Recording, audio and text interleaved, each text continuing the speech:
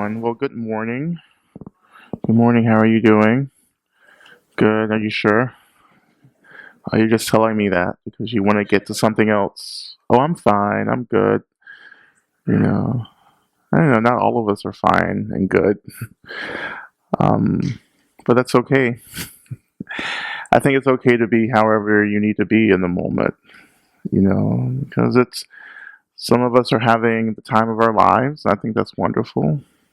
Some of us are just like having a really shitty time right now in life. And neither is better, actually, because I think anywhere that we're at, whatever we're experiencing in the moment is where we need to be. And where we need to be is where we're being taught, something that we need to learn.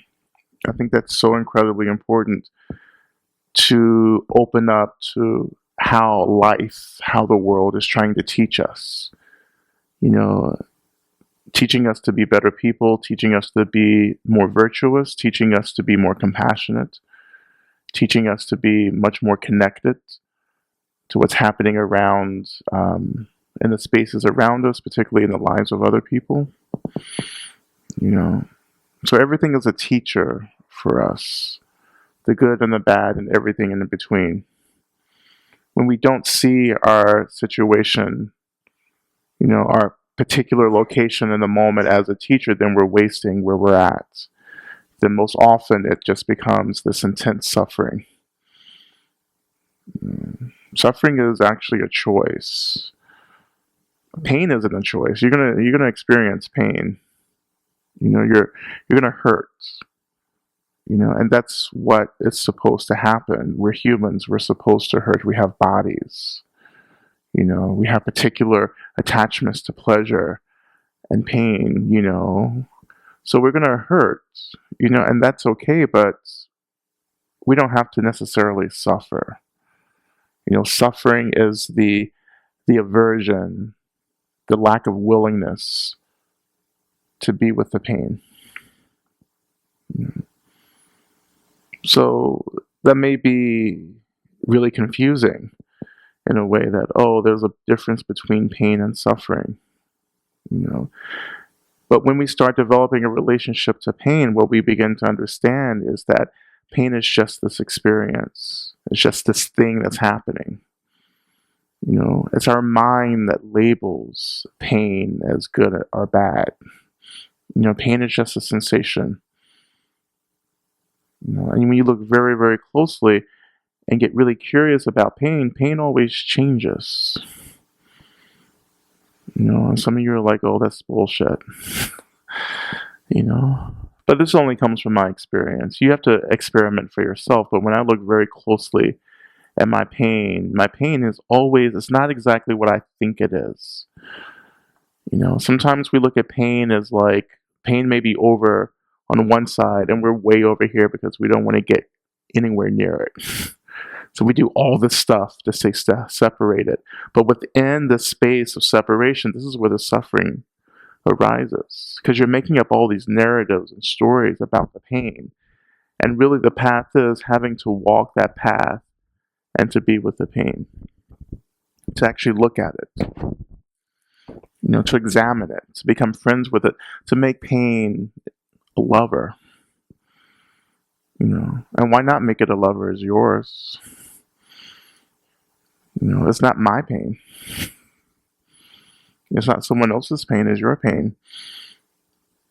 And why not treat it with a kindness? Because in that treating pain with kindness, it transforms to something else.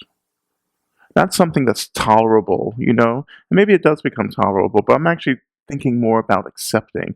You begin to accept it. When you accept something, it doesn't mean you celebrate it. It doesn't mean you're like happy.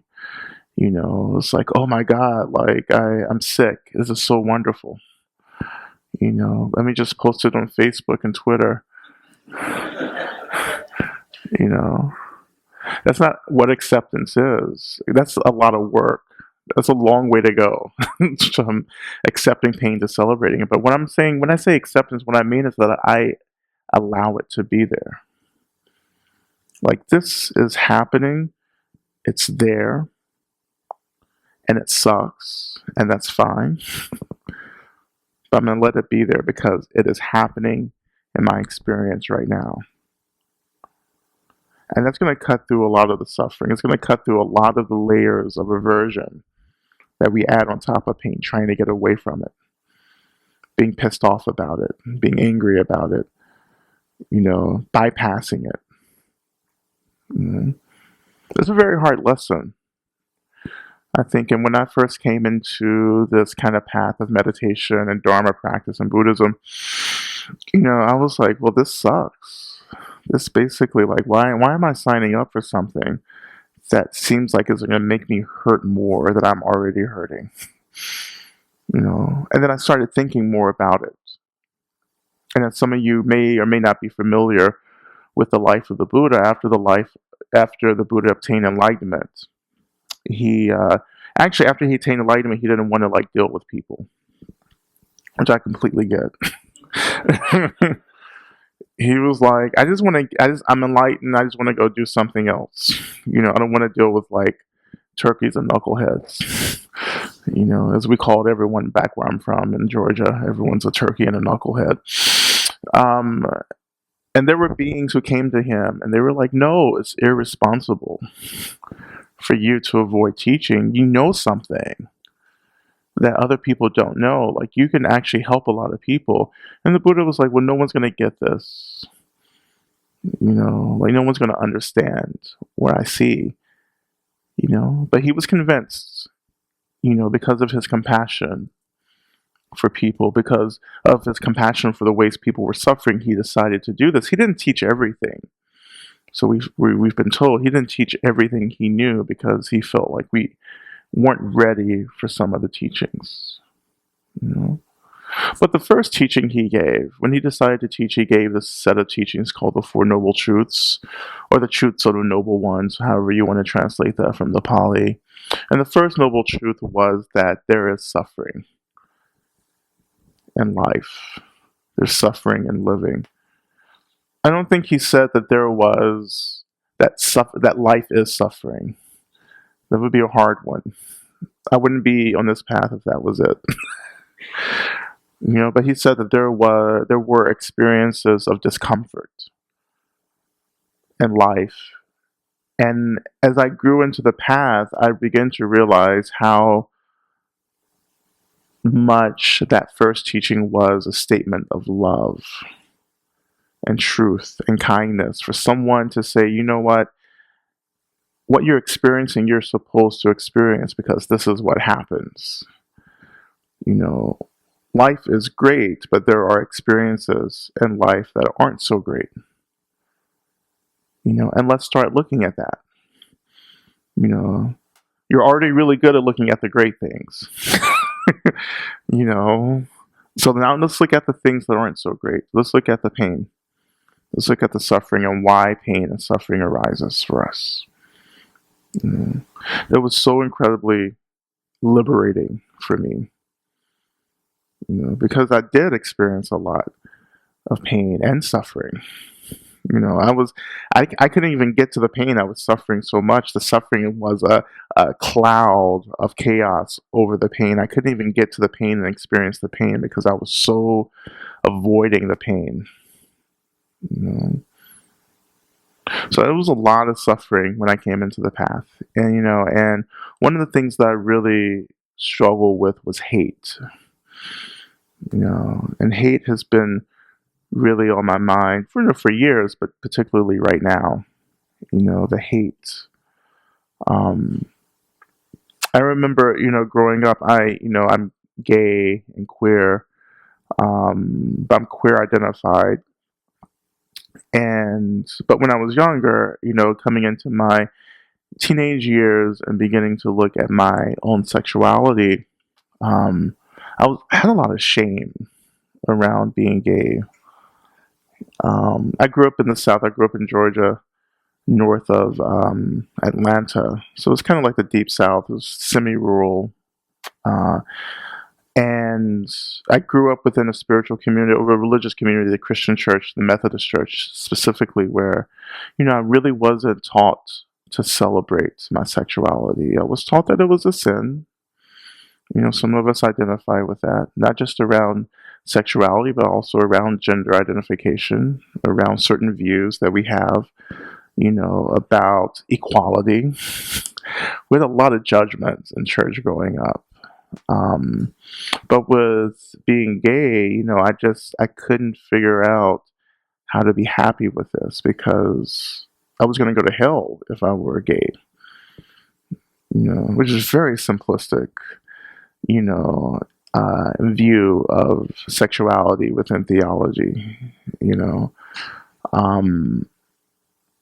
And I remember just, as I got older in my teens, just like really hating gay people, which is ironic, right? But also makes a lot of sense. And two, I think some of us identify with this a little bit. We hate the things in other people that we hate about ourselves, Because some of you get real judgy about other people and some of their qualities, and you're like, oh, but then someone comes to you and they're like, but you do the same thing, And that was what I was experiencing. I was projecting this hate, and it was hate. It was I would watch TV and I would see gay folks on TV, and I would be like, how dare them? How dare them? How dare they be gay in public? And sashay around and like their drag, when they're like outfits and kissing same gender people. I was like, this is ridiculous. I can't even believe I used to think like that. But I did. And I began to grow out of that, when I was able to leave, graduate high school, go to college, my mind began to open up. And when I went to college, I began to surround myself with other, gay people, lesbians, genderqueer folks. It's just a very diverse community of people living their lives and being happy, but also coming from the very same kind of upbringing I came from. Very Christian, very much filled with a lot of judgment and shame. But that hate, hate itself is about aversion. In the same way we talked about avoiding pain, I was avoiding my pain. I was avoiding my shame. And I did everything to distract myself from that pain, including hating other people like me. It was also some jealousy in that because why did they get the right to live their lives and be happy? And I had to be closeted and sad and depressed and scared and terrorized, Like who in the hell told them that they could do that? So it was through the kindness of so many different things in my life, particularly the friends that I made in college that helped me to have a different understanding of who I was and what I was, But it began this kind of having to work with my own pain. I didn't know how I was doing that. It just started happening, And then I got to a point in my early 20s, later in college where I kind of broke up with God. I had a really intense breakup. And it was really not that dramatic.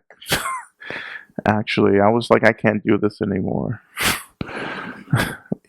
If there were a way to text God, I would have texted God. I would be like, sorry, we can't do this anymore. I mean, that would have sucked because being broken up with over text like really sucks, as someone who's experienced that. So gratefully there wasn't text. I just said it. I break up with you. I'm sad. That started giving me the space. It gave me the space to kind of step away from the ways in which I was brought up and the beliefs that I was raised with, and to start accepting other ways of believing and viewing the world. And the world became much bigger than my little, North Georgia upbringing. And the hates really began to soften for me. Because I I had to let go of these views, and I finally had the space to do that. But to let go of the views that and beliefs that I didn't deserve something, that I was inherently wrong and flawed, that everyone had a right to be happy. Everyone had a right to be on a path to be themselves. And activism became the way that I chose to express that. I just felt like, well, if people really deserve to have the resources they need to be happy, how can I become an agent for that? How can I move into the world, move into people's lives, helping to offer the things that they really needed in a way that I never got when I was growing up? The kind of love, the kind of compassion. How do I start looking at the systems, these systems of power and abuse, these systems of white supremacy, these systems of capitalism, these systems of patriarchy, class, the systems of ableism, the systems of ageism, all these little systems that we're functioning in and that privilege some of us and disprivilege the rest of us. How can I actually move into these systems and disrupt these systems that perpetuate this violence for so many of us? And I felt like, oh, this is what it means to start expressing this love for myself through the work of justice. And they get it too, That's our basic suffering. We don't even know what it is. We're children, we're young, we're born, and we're just like, what the fuck is this? That's why kids are screaming their heads off when they're born. What the fuck is this? Everything was great. What's happening? All of a sudden, there's all these really intense sensations happening. It's light, it's air, it's oxygen, it's cold. These are the best basic sensations of pain. And we start getting oriented towards that pain the moment we're born. We come out the womb and we come into the world with all this intensity around us. And that's just like the physical stuff. And then you start getting to the emotional conditioning. We get born and then we're told who we are the moment we're born. Well, you're a boy, you're a girl, you're black, you're white, whatever it may be. And then you're conditioned into a place and you're told to stay there. You're going to stick it out here.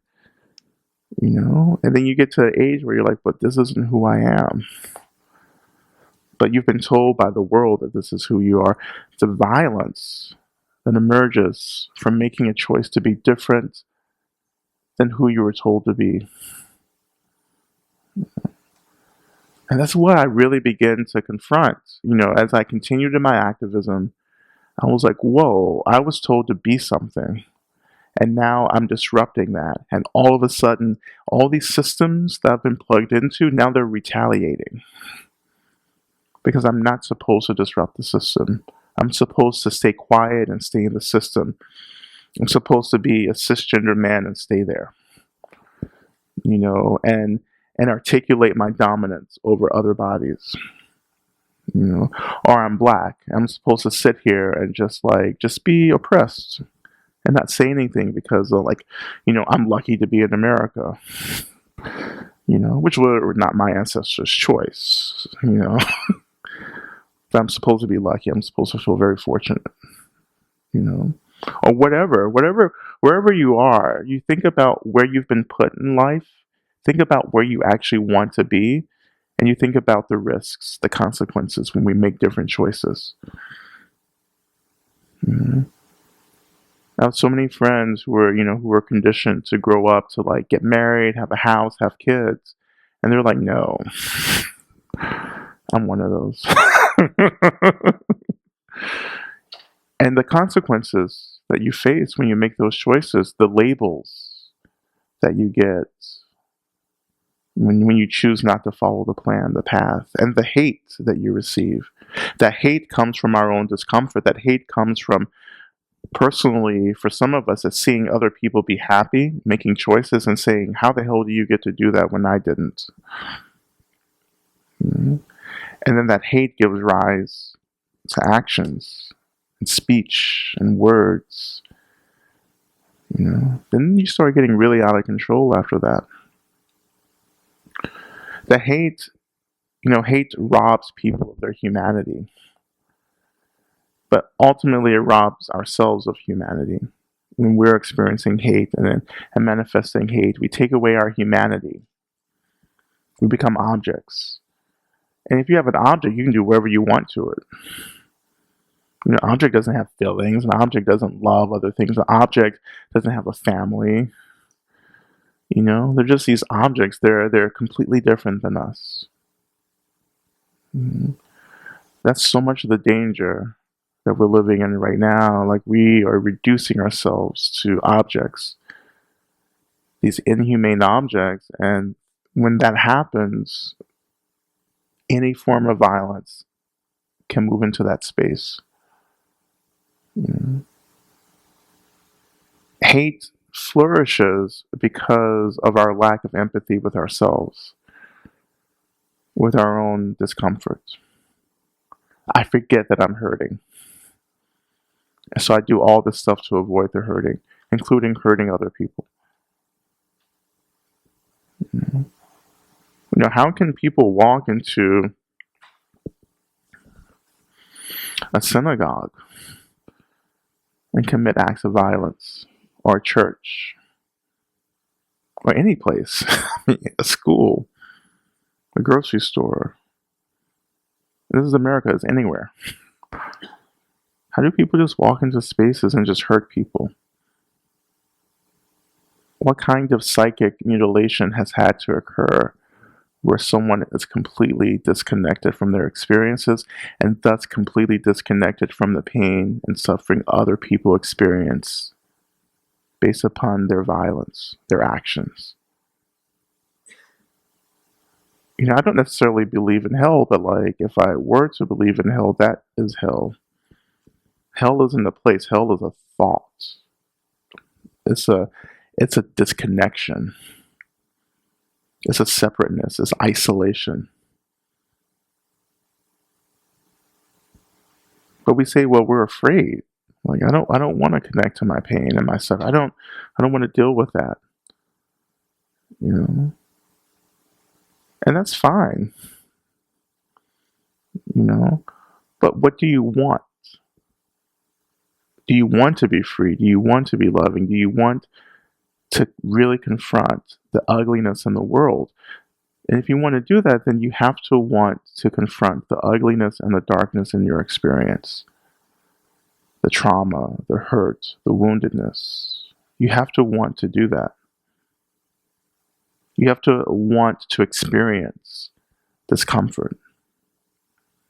You have to want to understand that you're like everyone else in the world. And everyone else in the world, just like you, just wants to be happy and doesn't want to suffer.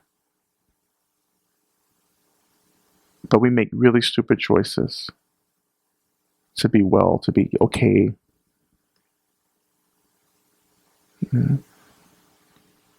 So then we find ourselves in these extremes, which is quite lovely, isn't it? It's like, you're right and well, actually, you're not right. You're wrong. If this is about me, you're going to be wrong. And I'm right. And what I believe and what I do and what I say, that's correct. And that's how the world is. Then we find ourselves on these extremes and we're like, well, we're not budging. If you really want something to happen, you should just come to our side. I'm definitely not going to take a step away from where I am. And the question is, how do I know I'm right? How do I know I'm justified? What does that have to do with my own pain and my own unwillingness to deal with my suffering? And I think overall, it's our unwillingness to deal with complexity. Simplicity is really easy. Simplicity is an expression of binaryism. It's either two ways. It's either this way or that way. You're either a boy or a girl. It's either black or white. It's either up or down. That's extremism is just an act of violence. Oversimplicity takes out of the picture the reality of the situation. The reality of the situation is that nothing's that clear cut. Everything is complex. Everything is subtle and nuanced. The middle. You come into the middle from these poles of extremism. You come into the middle. And within the middle, that's where we're having to deal with the complexity, but not just the complexity of the situation, but the complexity of our experience. We're not so simple. But we're afraid of that complexity because what it means is that it will call into question all the ways in which we have attempted to be comfortable. And some of us really overvalue comfort. We overvalue comfort so much that we're willing to express violence to remain comfortable. I'm sure no one in here has ever done that. Has never done anything harmful because they just really want to be comfortable. They really want to have something. They really want to stay in a position where they're not challenged. That doesn't naturally happen, by the way. You're not naturally comfortable. If we were just naturally comfortable, we wouldn't have spiritual paths and religious paths. There would be no need. These paths are roads because they confront, they deal with, they help us to metabolize the irrationality of life and the unpredictability. So we've all done something. We continue to do things to guarantee our comfort, but it's really not comfort. It's the illusion of comfort. It's like, I travel a lot and I'm always on airplanes, and being on an airplane, you're in an airplane, you're like, oh, this is really comfortable. I could stay here forever. And then you realize, but I'm also 30,000 feet in the air.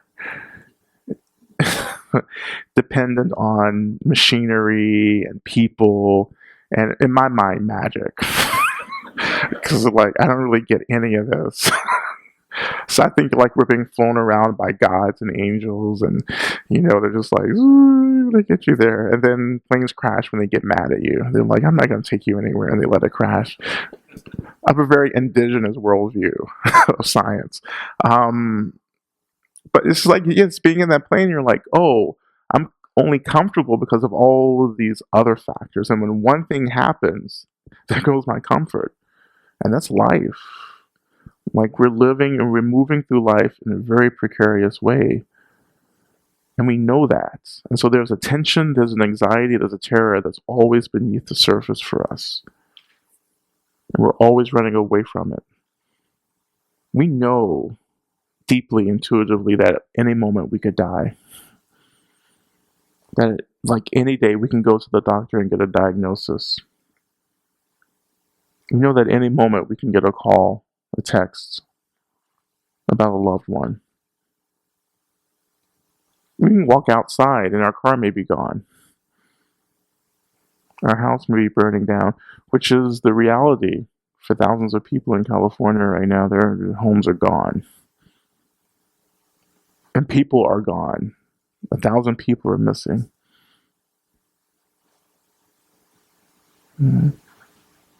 We don't know what's going to happen tomorrow. We don't know what's going to happen in the next moment. For me, particularly, that doesn't make me upset. That doesn't make me sad because my practice has been developing a relationship to change, to impermanence. I don't believe in permanence like I used to. I don't believe that just things are just going to be the same. I have too much evidence now. I've lost too many people. I've survived too many things. That isn't suffering for me. It's a little bit of suffering. I mean, quite frankly, there's some suffering.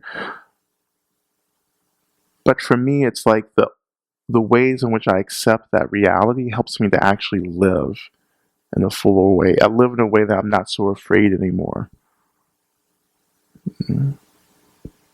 But then, for those of us who don't really get that practice, then we look at all the ways that we're engaged in avoiding all of that, to creating permanence, stability, what we would call in religious studies fundamentalism. Like, this is it. Nothing's going to change. This is constant. This is steady. And that's such an act of violence for us. And in all the ways that we're willing to risk to maintain that permanence, that sense of illusionary stability, what do? All the acts of violence, all the emotional manipulation, all the lies. So many people are experiencing that right now.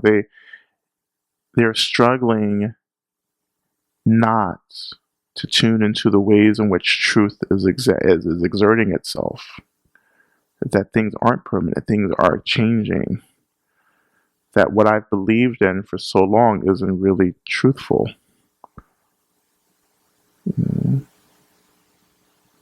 That it isn't my privilege to be a man, it is actually a detriment. Doesn't mean I think badly of myself. It means that I have an opportunity to reconstruct and re-understand what it means to be masculine, not patriarchal. I can actually embrace an identity that's about community and embracing, about holding my own emotional reality, about being comfortable in my own body, being okay loving who I choose to love, not repressing my emotional reality, not committing violence upon other people, not dominating other people, or being white. The illusion of whiteness, particularly here in America, where whiteness has only been constructed to displace other races of people. And we say, oh, whiteness is more than that. No, American whiteness is that. But we have this potential now, this incredible opportunity to say, you know what, I don't want to be that. I want to reclaim an identity that's actually about healing and being connected and being grounded and being in tune and being equal. But to get to these places, to get to this reclaimed identity, we have to go through the pain. And it's going to look real messy. And what we're seeing now is that people's unwillingness to actually do that. And then, as I like to say, the empire strikes back. So the empire is striking back. We call the empire Donald Trump. But he's not the leader. He's just like an expression of the empire. If we identify within any identity location that's a part of power structures, a part of dominance, we're the empire. Being a man, cisgender man, I'm part of the patriarchal empire. I have to name that. It doesn't make me feel bad about myself, but what it does, it has. Don't get me wrong, it has. But now it helps me to feel empowered to say, you know what, I have a duty to divest and to undo patriarchy. I have this work to do. This is part of my Dharma practice. This is part of my liberation practice. And first and foremost, I have to confront my pain and be with my pain and hold my own pain. No one else can do that for me. Even though I have forced many female-bodied and female-identified people to do emotional labor for me in the past, which is an act of violence. And if you've been in that position, I'm very sorry.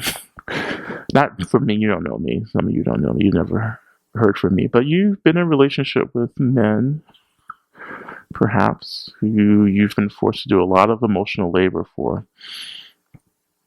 And as a male-identified person, cisgender person, I have to confront that and say, you know what, enough of that. I need to create communities and structures where I'm doing this work with other men. with the guidance of other people, and identifying in other ways in terms of gender in and outside the spectrum. I have to create communities of my own to do this work. It's like, white folks, you have to create communities of your own to do this work. And white women as well. You need to form your own communities. Because you all keep voting for the wrong people. These are the questions you have to confront. You have to just go up to this and say, you know what, how am I practicing hate by avoiding my pain? Who am I blaming for my discomfort? What are all the ways in which I'm practicing violence that perhaps other people have told me I'm doing, but I've disregarded and say, well, you're full of shit. I'm not that. Because that's part of the mechanism to avoid the pain is just by blaming other people. Oh, you're wrong. Are you kidding? I'm not racist. I have a black friend. I'm not into patriarchy. I'm a feminist. You can't tell me anything. Matter of fact, I'm a feminist. I'm going to tell you how to be a feminist. I'm going to tell a woman how to be a feminist. This is how you be a feminist. You don't criticize your allies. It happens. And so you talk about allyship. And one of the things about allyship is that it's not about getting behind people who are oppressed and marginalized. It's really about going to your front line and asking yourself, what is my work? How do I begin to divest from the system that is creating oppression for people around me? How do I begin to divest from these systems of dominance? Instead of being an ally and just saying, I'm gonna go help black people. I'm gonna help you. I'm gonna help you like do the marches and the die-ins and the protests. That's not undoing anything. But your work is to confront the system of white supremacy if you are a white person. It's my job to confront the system of patriarchy.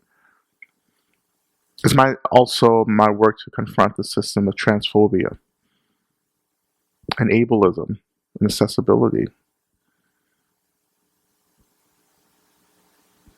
We do that through love.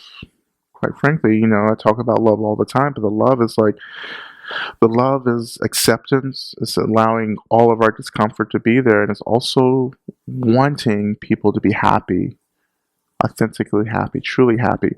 You would never practice love for other people until you practice love for yourself.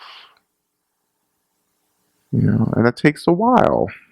Many of us have not been raised in conditions to love ourselves. That's the way systems maintain themselves. It's the way oppression maintains itself. You take away the right for someone to love themselves, and they become enslaved in the system. Because self-love is the thing that disrupts the system. You say, oh, you know what? I actually don't deserve this. I actually don't want to deal with this because the system is hurting me, and I love myself enough not to be hurt. So I'm going to actually disrupt this, move out of the system, disrupt it.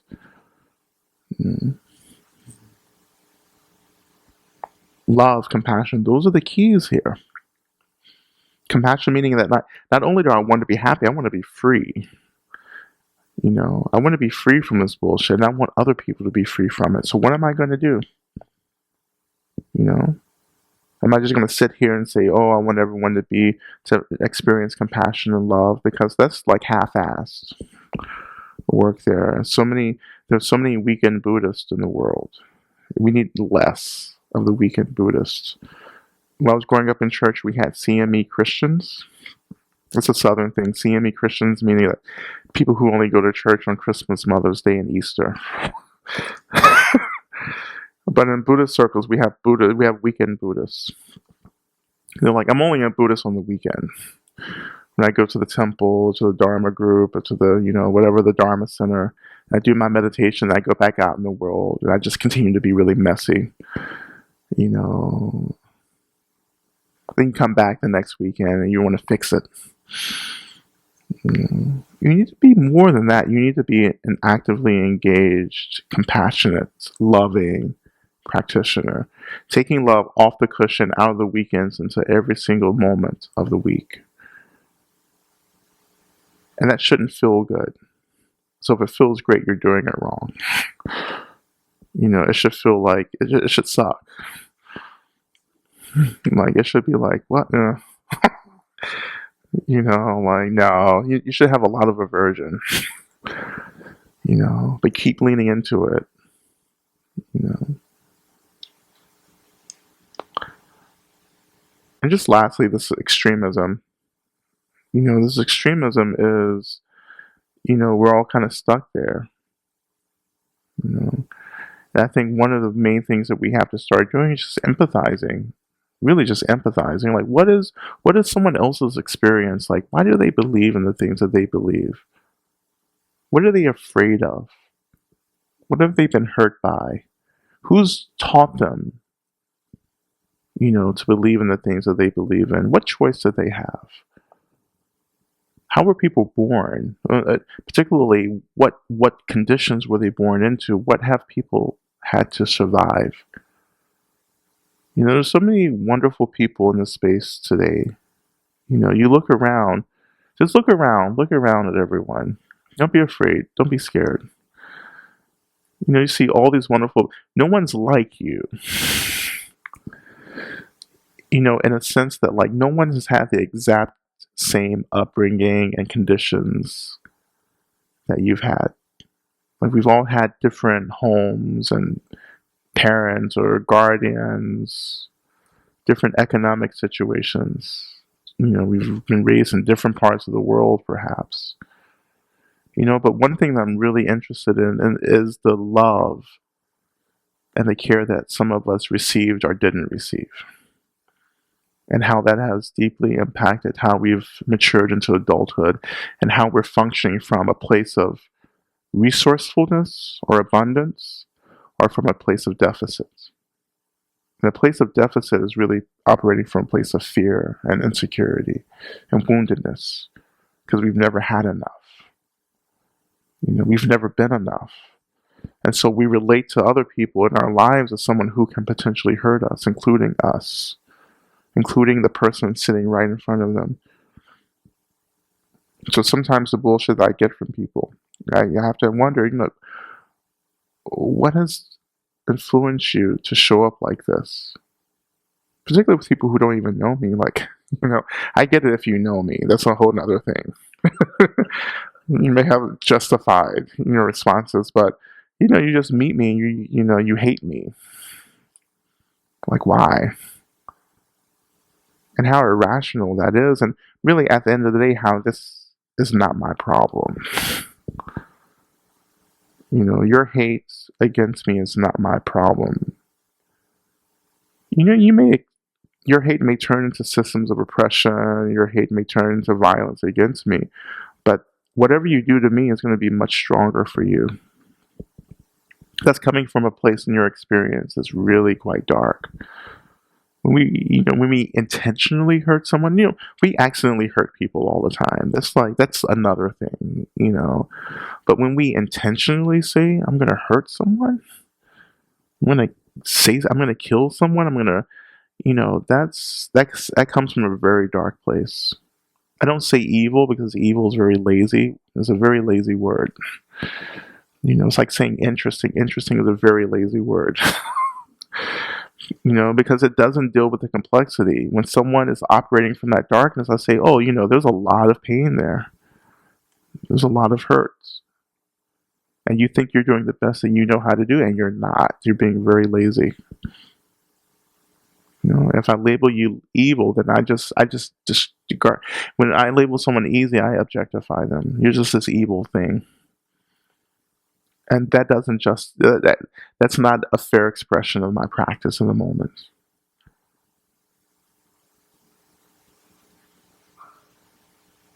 So let's move into some questions.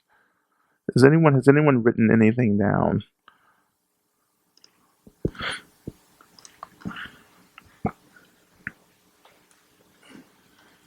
Feel free to ask anything that you want to ask. Or you can just like get up if there's or you can just go up to the mic. Yeah.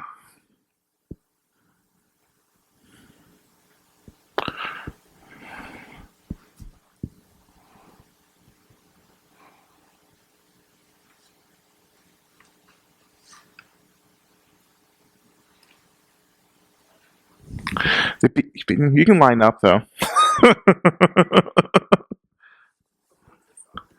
Oh no.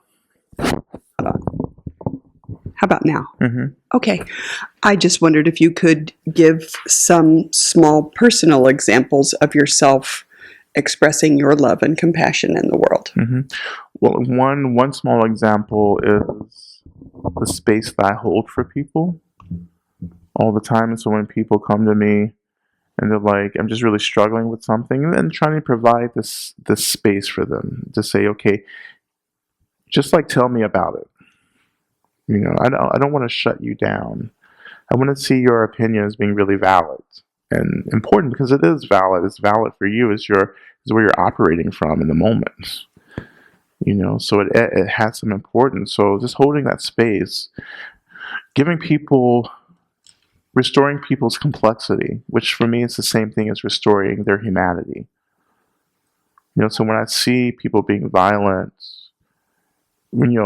particularly against me, I say, you know what, you're a human, and there's something driving you to do this, and I want to offer this complexity to you. And I'm going to be, of course, pissed off and angry and everything. And that's fine. You can have all these emotions, but there should always be the thought that, yeah, and this person is also having an experience too that has influenced them. That kind of spaciousness, when we give that spaciousness to people, is quite transformative. It reduces the violence that I may be or may have been conditioned to return. So my work is to reduce violence in the world, to reduce harm, and I have to begin with my own experience. I have to stop producing violence if I want to be an agent of nonviolence in the world. Nonviolence has to be as good for everyone else as it is for me. Mm-hmm.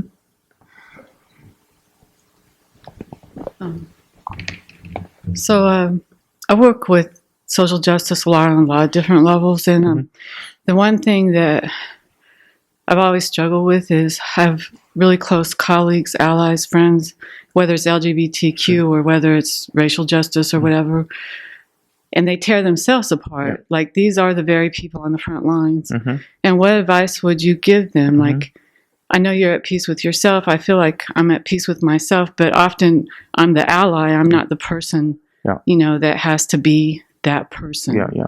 So if you could speak to that, I'd really appreciate it. Yeah, I think being on the front lines, we don't have a lot of room for care, collective care and individual care. And I see that within marginalized groups who are on the front lines of doing this work, we tend to weaponize our trauma.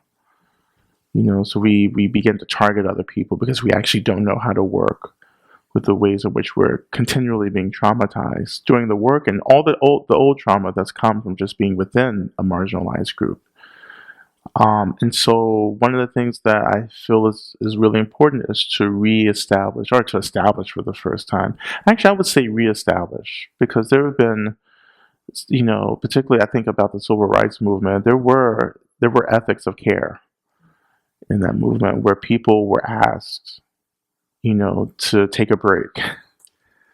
And I think we have to reestablish that right now. There's an urgency right now.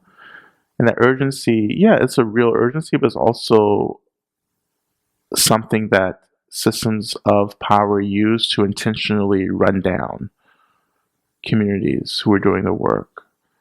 It's a way we talk about, if we want to talk about trauma, put in the language of trauma, this kind of urgency continues to trigger the nervous system, and it keeps the nervous system depleted. And so every day when something's happening on the news, like Trump does something, that's all very intentional. It's all just part of the system, intentionally running people down. And I've had to disconnect from that. And these are it's going back to establishing your community of care. We need to have this ethic where people need to be taken care of. People need to sit down if they can't hold the work.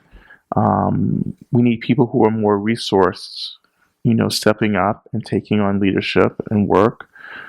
We need individuals to take care of themselves and to be in communities where it's okay to take care of yourself, to take a break. the work is going to still be there to do. And we have to start thinking about sustainability and long-term work like this. America just didn't end up like this, and nor will it change overnight. So we have to think about, I'm just, we have to commit our whole lives to this. It's not like I'm on like a timeline where I'm like, well, in 5 years, I think this whole patriarchy thing is going to be over, and I'm going to take a break. That's not how it is. It's a lifelong commitment, and I have to establish systematic and ritualized self-care to sustain my body and mind to continue to work for the rest of my life. So that's what we really need. We need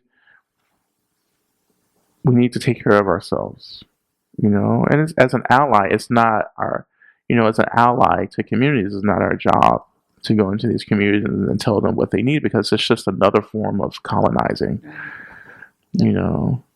which I think there should just be like this. We take like all these courses in school. Like I think colonizing needs to be one of those. I teach that course. You do? Do you teach that course? Good. I want to take it. Yeah. I was just in England, in London last week, and I was, I had to have a very frank conversation with people. I was like, you do not get to talk shit about America. You invented America. You fucking colonized the world. I speak English because of you. Like none of this bypassing how England's just this benevolent country now. No, you don't get to do that. And so it's the same with us too. We have to be like, no, colonizing is what we do really well. And we have to examine that, how colonizing disconnects us from self-care. Well, thank you. I know English people love to be like, oh, I don't know why the world is messed up. Do you not take history courses in school about your country?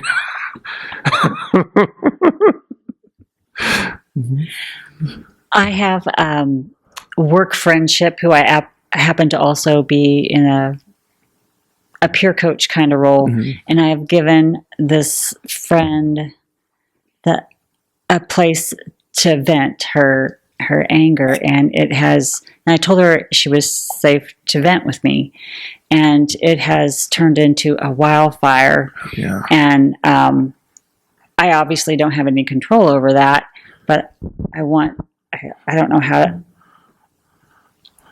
to respond, or I'm working on putting up boundaries, but giving them a place to vent seems to have just added fuel to the fire. Mm-hmm. Yeah, because you're not a therapist. I mean, are you a therapist? No. Okay. I have to be careful with that, because some people are therapists, but I'm a respiratory therapist. And that's really important. It's like we give people space, but we have to maintain the boundaries. So I can give people space, but I can also say, this is as much space as I can give, because if I feel tired or under-resourced, then it starts getting dangerous for both of us. And so I have to communicate that, So when I work with people like you, when I work with students, it's like, okay, we're going to do, this set amount of time. And after that, I can't, we have to wait till the next session of working together. Those are kind of boundaries that are really important. And you can also articulate that, like, you don't feel like you can hold this, and that maybe you need to look at therapy, because a lot of people actually do need therapy. Like holding space isn't therapy, but you need someone who's actively offering feedback to help you work through these things. And that's not what holding space is about. Anyone can hold space, and then you cross that line into offering feedback, then you get into something else. But you have to be resourced enough to make that. I can make that choice to offer feedback. That's what I do. I'm a spiritual counselor, or what have you, teacher. But I'm not a therapist, even though it looks very similar. Even though I'm really good at it at the same time. But I also have to say, what? This is the work for a therapist, a trained therapist who can actually offer legit feedback. So just having that conversation, I think, is important. Yeah. And going back, I'm sorry for the last question. I started this and I didn't finish it. So as an ally, helping communities establish a community of an ethic of care, we just provide ourselves as resources to do that. We don't go in and say, okay, you need to do this. But you say, I'm here. If you have money, then you say, I have money. What do you need? Or whatever, like whatever resources you have. And you let the community decide what they need. That's important. Mhm. Can you say something about how you reconcile accepting anger in yourself with the fact that a lot of violence in the world is directly related to anger? Yeah. Well, it's not the anger that's the problem. It's our relationship to the anger. The anger can just be out of control, but it's when I start reacting to it, that's when it gets dangerous. Like, I'm always pissed off. And it may not seem like that, but it's important for me to recognize that I'm angry, but beneath the anger, I'm really hurt. So every day, that's a part of my practice, is holding that space. I am experiencing hurt. I'm really pissed off. And holding the space, giving it lots of space, I actually determine how to best respond to it. So I'm pissed off. Okay, what do I do? Okay, let's go and really channel this energy into something that's really productive and efficient in the world. For me, that means okay, I travel around, I do stuff like this. I give talks, I work with people. So I figure out what my work is, but it's always being informed by the hurt and the anger. The anger shows us what's out of balance as well. So when I'm angry, I'm like, okay, there's something off. So what is it? And then I go and address it. But not because I'm angry, but because I love. I want to be free. But, we're still habitually, we have a compulsory relationship to anger. To a lot of emotions in particular, but with anger in particular, it's like we feel it, we react. And that's not how it goes. But we've been trained to do that, particularly as men. We've been told that our territory is being angry. And then the world yields to that anger. Which, if you didn't get that, then you go back and watch the Kavanaugh hearings. It was like textbook. It was like the world yields to my anger. To a man's anger. A man's anger is always justified. They can do whatever they want. We can do whatever we want. I spend a lot of time, sashaying around talking about how men are trash. And then I realized that I was a man. I disconnected myself from that, and I had to come back and say we are trash, but that not all men. That's a whole nother talk, But just basically, to really undo patriarchy, we have to begin to disconnect our reactivity to anger. There's going to be a lot of benefit for ourselves and those around us. Yeah. Thank you. Yeah. And it's okay to be pissed. Yeah, it's totally okay. Why wouldn't you? Okay, do it. But also look at the ways in which you just habitually react. That's what we have to pay attention to. Mm-hmm. I really struggle sometimes, a lot of times, with self-love. Yeah. And I know what that means in terms of my giving love out to the world. Yeah. And I just struggle with it a lot, and I just wondered if you could speak to that, or even though I kind of know the origin, it keeps popping up, and I don't like it. Yeah. So. Yeah. It's the basic acceptance. So this whole letting go of love. I think love gets in the way. When I say love, I mean the label. It's I want to love myself. And sometimes that's really heavy. So sometimes I'm just okay, today I just want to accept this. I just want to let this thing in my experience be there. And I think that's the root of love. I just let it be there. It's because it deserves to be there. And I'm okay, yes, I don't like this. But can I even let that dislike be there as well? Over and over again, looking at the ways in which I'm just habitually avoiding these experiences of dislike and whatever the core experience is, just letting everything be there. Oh, I don't like this. Okay, let that be there. This thing sucks. Okay, I'm going to let that be there. You keep doing it over and over again. And that's what begins to create the spaciousness that turns into love that's, manifested outward towards other people. The space I give myself, I naturally begin to give other people. And that's love. Thank you. Mm-hmm.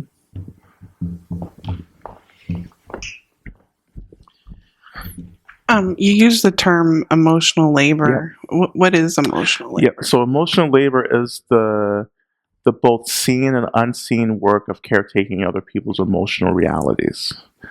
So what does that mean? What does that look like? Well, when someone comes to you, they're like, I'm really pissed off.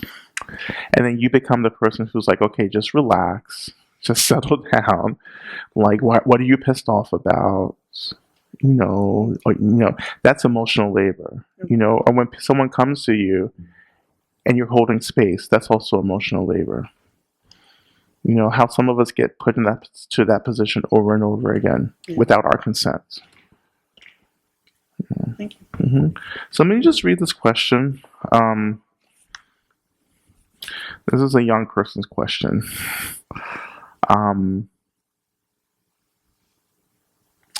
So, yeah. So some of this person's friends at school are always beating themselves up. And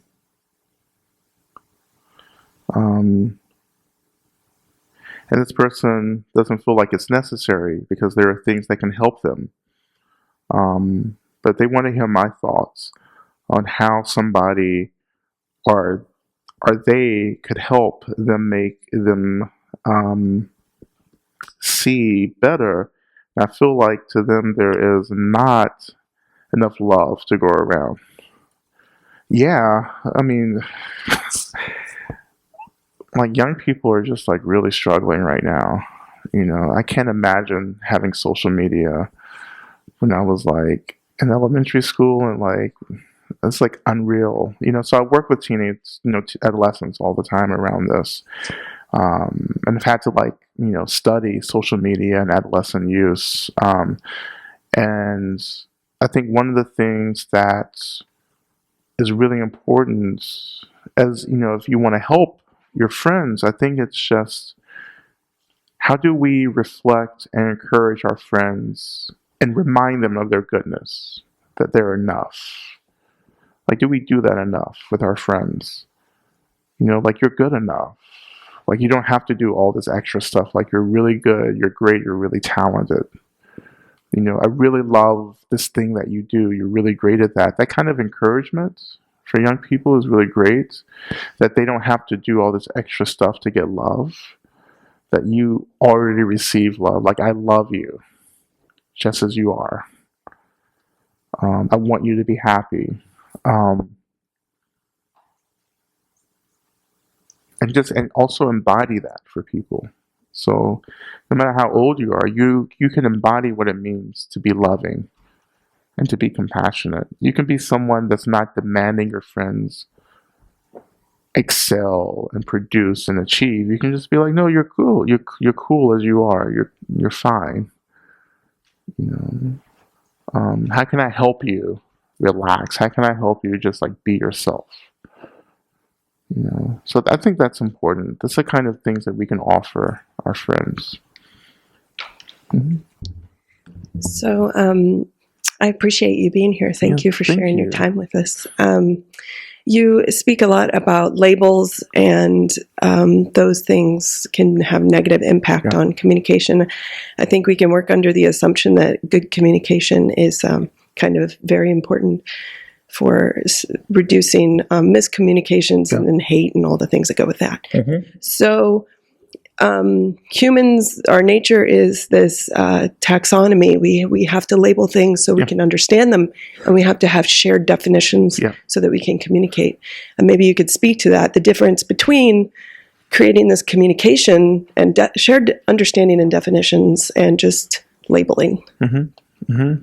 Yeah, I think that the nature of language is always changing at the same time.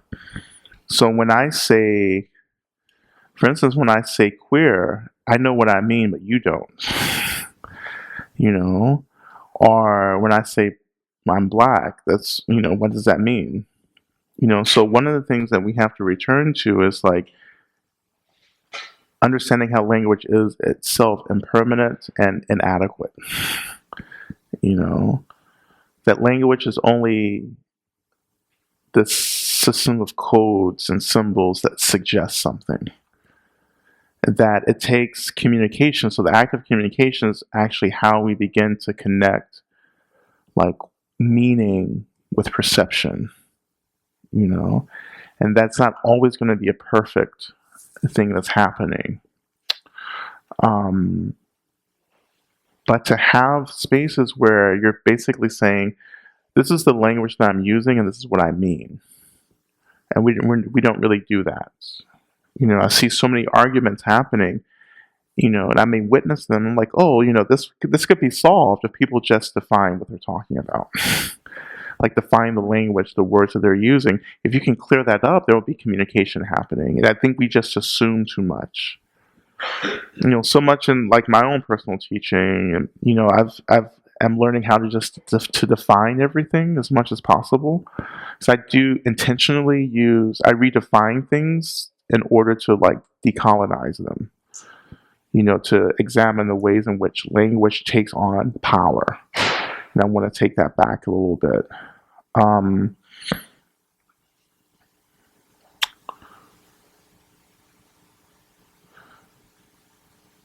There was something else I wanted to say. What do you think? Any feedback from that? Maybe it'll trigger this next thing that I wanted to say. I'm of the opinion that good communication only occurs when in your mind you have an image or an essence. Yeah. And I use words that have meaning to you so that I can transfer the thought in my mind so that it appears in your mind. Yeah. It's not just throwing words at you the way I would want to hear them, but how it's going to have resonance. Yeah, absolutely. Yeah. And then, I totally get that too. And I think also with me, it's like I have to be very careful not to accommodate you by displacing my experience in order to get you to understand something. I think that we can meet each other, like I communicate, but also the ways in which language has been used is also, particularly in this country, has also been to maintain certain systems. And so we can disrupt those systems by reclaiming language. Yeah. So I can say something and I know that you have an association with that, but that association ties into the ways in which, you're buying into, certain systems. And so I intentionally disrupt that and say, I'm going to give you a term like violence. Violence is anything that harms other people, no matter what it is. It's not just physical. People in their minds say, oh, when you say violence, you just mean physical violence. I don't mean anything. That's a disruption. So I may think I'm not a violent person because I'm not physically attacking people, but I can be an emotionally violent person, and that's just as violent. And that's really disruptive for people.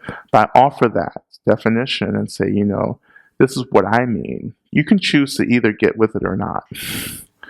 But it's opening the door. It makes the door wider. I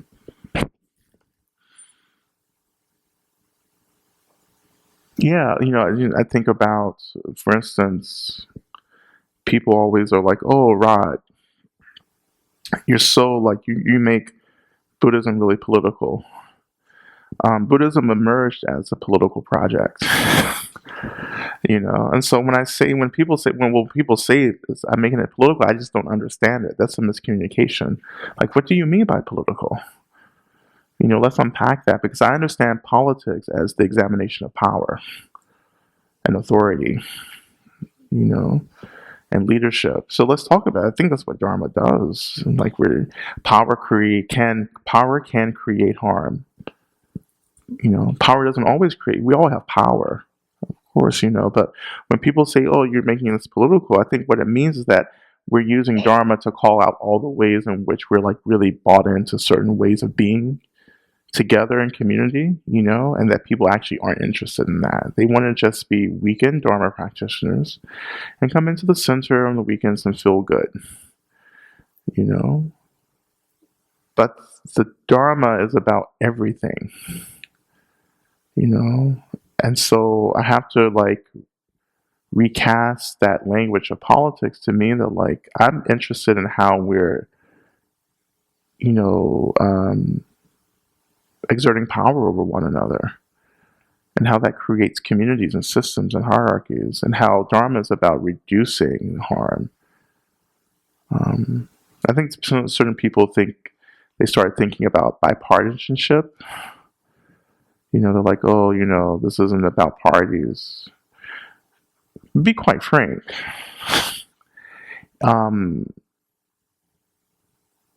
You have to take a side. If you don't take a side, then you're taking the side of violence. You get allocated into violence. So people come into this, they're like, well, I'm on everyone's side. Good for you, have a privilege. And as long as you don't take a side, you maintain the privilege of not having to take a side. I'm Black. I have taken a side. I'm interested in confronting oppression. And I'm on the side that disrupts oppression. As Audre Lorde says, our silence does not protect us. Silence is a side. So it is political. Silence is political. Yeah.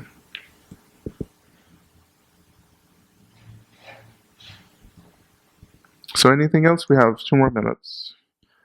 I can wrap it up in 2 minutes. We have to get it on the yeah, because it won't show up. Oh, okay. you can write it down on a piece of paper and then give it to me. And then you read it. I just have so much fucking gratitude towards you. Yeah. I love you so very much. And that you create the space life and community to just help us be authentic, to really step up. And I have so much gratitude around that. I'm so grateful that you're my friend and my teacher and all of it, and that you really have stepped up in your life, and I've seen that, and I feel so proud of you, and I'm just so grateful that you're really your own stuff to be of benefit to others. You've given me a really excellent example to follow suit. So thank you. Thank you. Thank you for that. I really appreciate that. Yeah, that's so sweet. Keep our hearts open. That's it. That's all this is an attempt to keep our hearts open, because it's so easy to shut down right now. But you have to. So this is a period of prophecy. This is a prophetic period. Prophecy means, this is how I'm using prophecy. So prophecy means that we tell the truth. We tell the truth of the times. And this is also the apocalypse as well. So the apocalypse is the unveiling of truth. It's not the end of the world. That's just romanticizing and fetishizing this, and it's easy. Of course, the end of the world, we don't have to do anything. But apocalypse means that the truth is being revealed, and prophecy will arise, and prophets will arise to help us to interpret the truth. And our hearts have to stay open. If we close down, then that's when it gets dark. Apocalypse isn't darkness. It's not about darkness. It's just about truth and our relationship to the truth. You see very clearly now how things are going. You see our climate. We see racism. We see patriarchy. And you only have 2 choices. It doesn't get more complex than that. You have two choices. Either you get with the truth or you don't. And so many people are not getting with the truth, and that's going to be one potential act of violence. And other people are getting with the truth, and that's going to be really messy. If we get with the truth and start relating to the truth, it's going to make us really unstable. But that's what change is. You can only change through instability. It's like when you break a leg or something. Well, and then you start healing, and then you get to a point where the bone has to be rebroke or something. It goes. Yeah, that's just like that. It's like you get to a point where you have to break things apart in order for new things to grow. And that's what we're experiencing. We're breaking apart. That's fine. I'm not afraid of that. I don't think it's abnormal. I don't think it's extraordinary. I think this is what it means to evolve, to grow up. We're an adolescent country. Yes. Yes. Exactly. So this is where going into puberty as a country.